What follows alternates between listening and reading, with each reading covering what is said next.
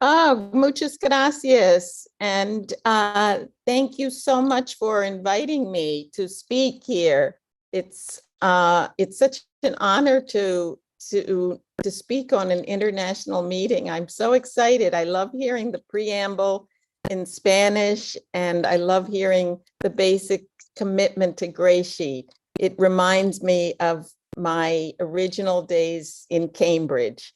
My name is Peggy, and I am a compulsive overeater and a food addict. I weigh and measure 3 meals a day off the GreySheet, and I commit those meals to my sponsor.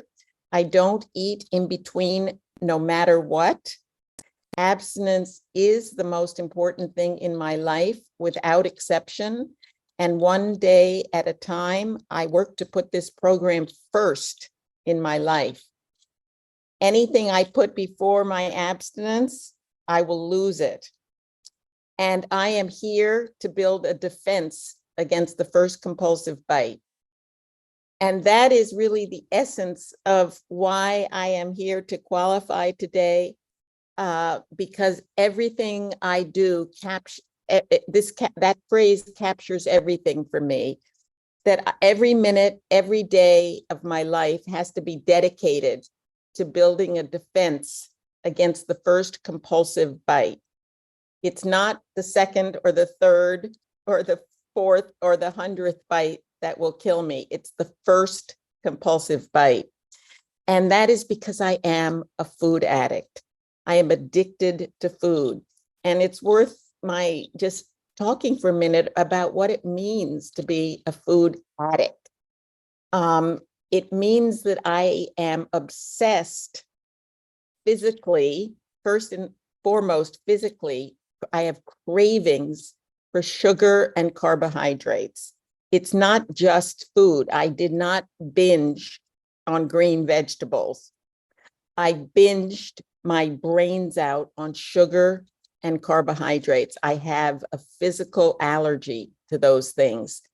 And as an addict, when I become addicted to something, it means that I am obsessed and possessed, absolutely possessed by the cravings for that substance.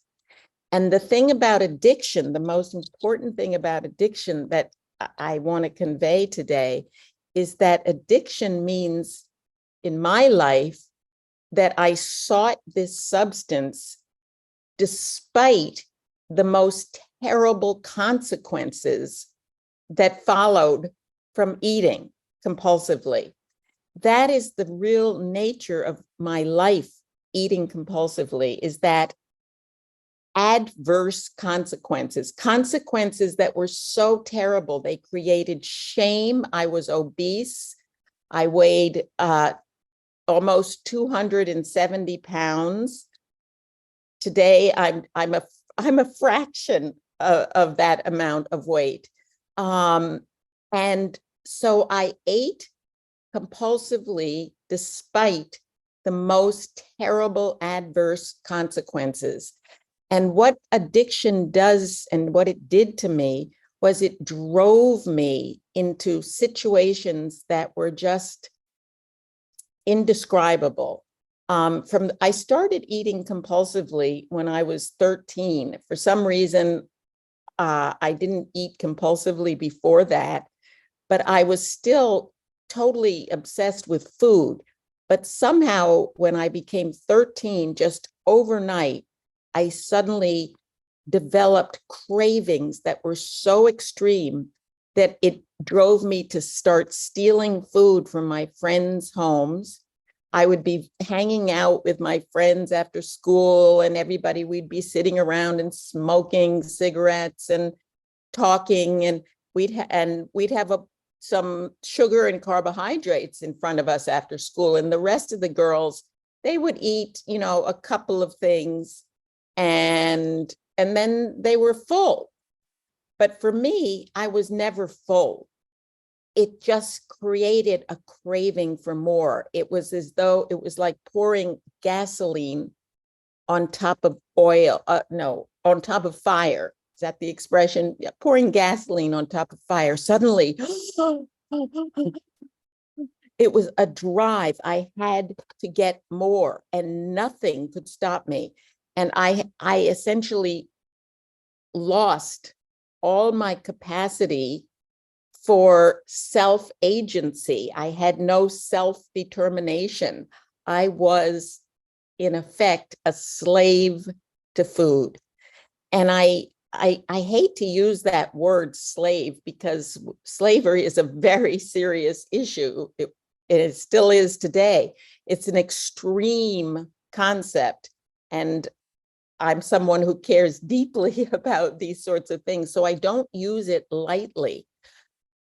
But I can't, there is no other word. Addiction is slavery. It means that I am no longer my own master, my own mistress. That something else is controlling me, and it's not a higher power in the good sense of a higher power. It's a demonic lower force that hijacks my brain. It gets inside my brain and it completely takes it over. And as a result, it robs me, it steals me of all morality. So when I talk about stealing food, I mean that literally, that I started stealing money. I started shoplifting. I would do anything to get food. Now, my home, my family home, my mother was skinny as a rail. She didn't believe in eating. She was one of these people that I somehow, I think she thought that, you know, the less you eat, the more powerful you are. She may have been anorexic. I don't know. It was not, back then, that was not a thing.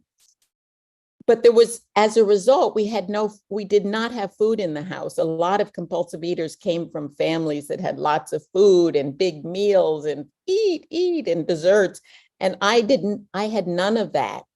And because of that, I always felt deprived. I always felt that I had to get food elsewhere. I had to get it from other people's homes. And that's when I started stealing food from my friends and neighbors. And I would babysit. And the only reason that I would babysit was because everyone else had lots and lots and lots of sugar and carbohydrates in their cupboards. In the summers, when I was in high school, I would go and work as a nanny with some rich family, and for 8 weeks, and I would be like a servant, taking a governess or something, taking care of their children. But all I did was eat their food, and eat their food, and I couldn't stop. And I got fatter and fatter and fatter. And as a result, I developed a sense of shame.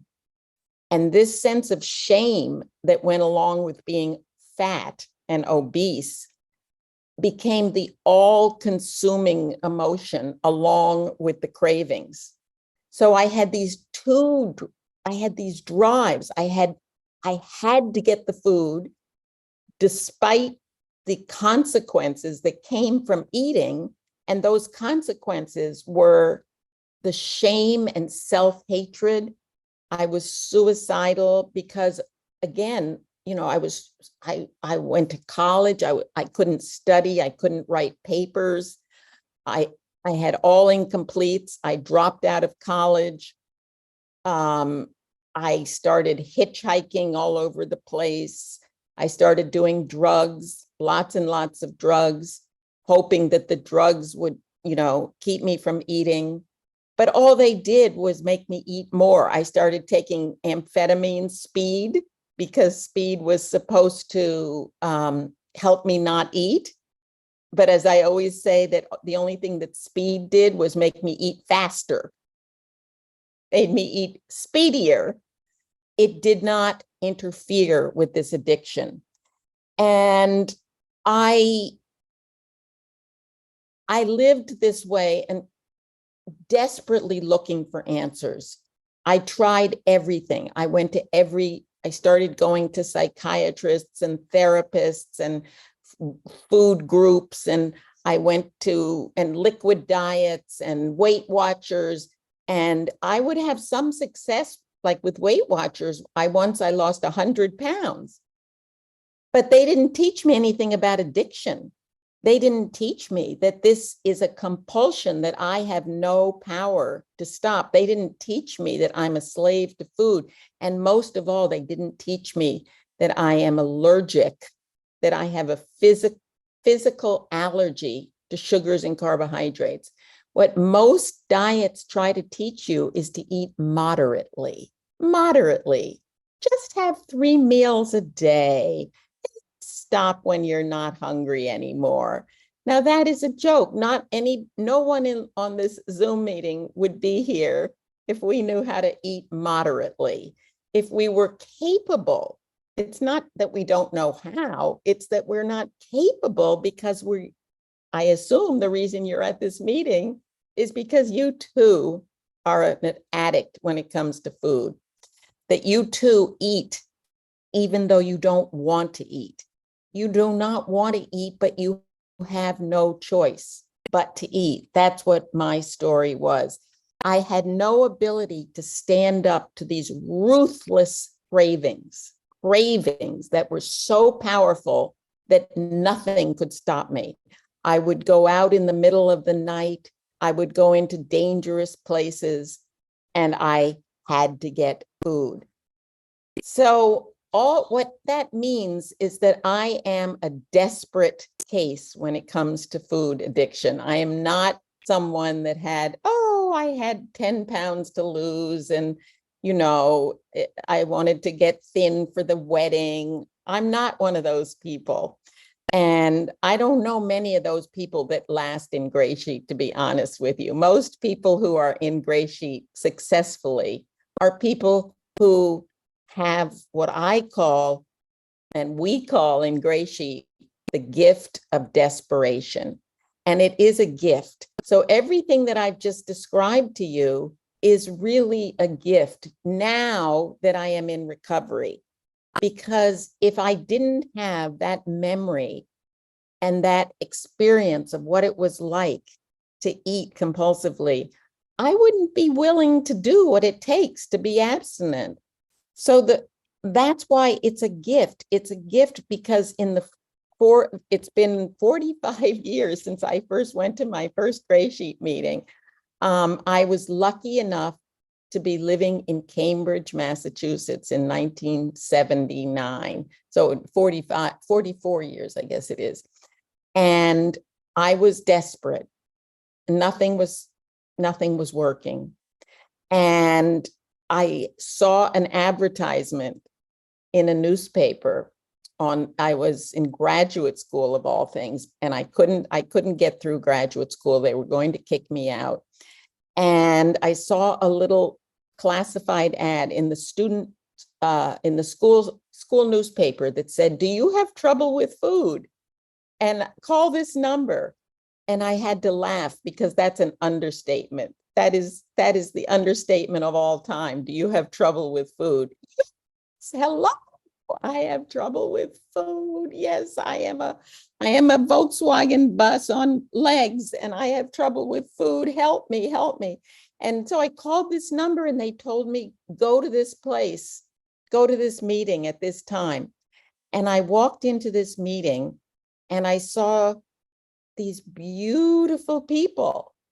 And I said, I must be in the wrong room. This can't be a place for fat people like me who have trouble with food. And they looked shining and they looked happy. And I was like, what is going on? But then I heard the most important words that I've ever heard in my life.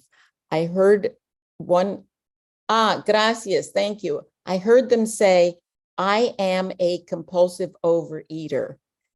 I had never heard those words before. Everything that I described, I thought I was the only one. Up until that minute, I didn't know there was a name for what I had. What I thought that I was a terrible, degenerate, horrible, immoral person who was just bad to the bone, a bad person because I did such terrible things in order to meet this addiction. What I learned, the first thing I learned was that if you are a compulsive eater and a food addict, it means that I have an allergy to certain foods and they have to be removed from my food plan. You can't eat sugar moderately if you are a sugar addict. No alcoholic drinks alcohol moderately. No heroin addict takes heroin moderately. It's only food addiction that they have this crazy idea that you can just take a little and then leave it. And then they tell you that that's healthy. No, you take it out of your system altogether. And what is the result? The cravings go away. That's the miracle. The cravings go away. And so what I learned when I removed those things from my system was that cravings were no longer commands. They no longer had to dictate to me. And I learned that I still had feelings for food. So even when you remove sugar and carbohydrates, the addictive cravings will last for a while. And I want to say that because many people feel that if they're abstinent, they should never want to eat again. And that is wrong. You will want to eat. The miracle of GreySheet is that it teaches me how to not eat even when I want to. It's a big mistake to think that you'll never want to eat again.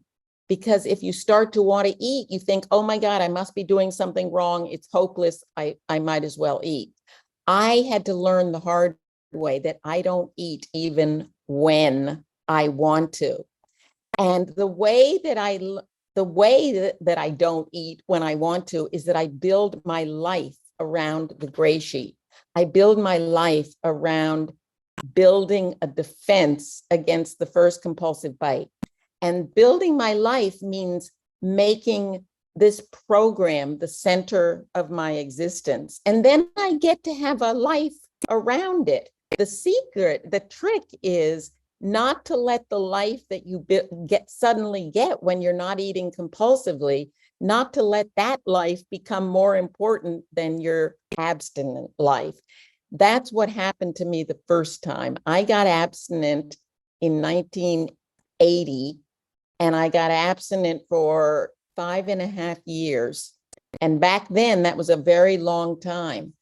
And suddenly I was able to get through graduate school, and I became obsessed with finishing graduate school and getting my degree.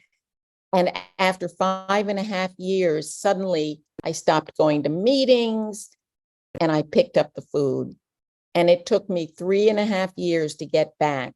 But I've been abstinent, thanks to the grace of this miraculous program, since December 28th, 1989. And that is a miracle. And the secret for me to being abstinent is to understand that feelings are not instructions. I don't have to follow what my feelings tell me. Whether it's a feeling that I want to eat, gracias, okay. Whether it's, and the way that I do that is I have a space today between a feeling and an action. And in that space is the entire GreySheet program. It's everybody, all of you on this Zoom meeting. It is, I fill that space with meetings. I fill that space with the mantra. The mantra is so important. Please, please say the mantra, because the mantra tells us that we're all connected, that we're all in this together. The final thing that I learn is to always ask myself, and if I pick up the food, then what? I say, and then what? I know what's going to follow. It's going to be a life of slavery.